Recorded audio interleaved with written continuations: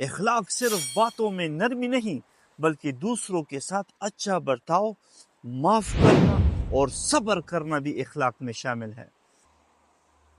السلام علیکم ورحمۃ اللہ میرے دوستوں، بھائی اور بزرگوں۔ میں نے سوشل میڈیا پر رمضان کے اس خوبصورت مہینے میں بھی چند مسلمانوں کو جگڑتے ہوئے دیکھا، تو میں نے آج سوچا کہ میں اخلاق پہ ویڈیو بناؤں۔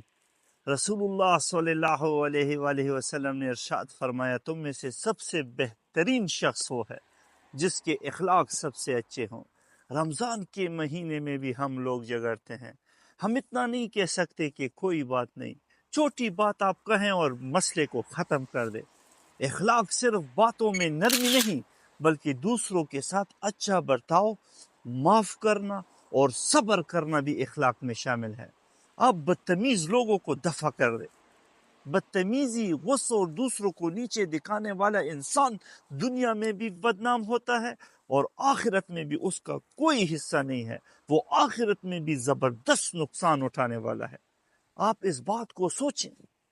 اگر آپ چاہتے ہیں کہ لوگ آپ کی عزت شروع کر دیں تو آپ اپنے اخلاق کو بہترین بنائیں۔ سب سے پہلے جو انسان اپنے اندر سے چیز شروع کرتا ہے بدلنے کے لیے، وہ اس کے اخلاق ہوتے ہیں۔ اچھے اخلاق والے لوگوں کے دلوں پر حکومت کرتے ہیں۔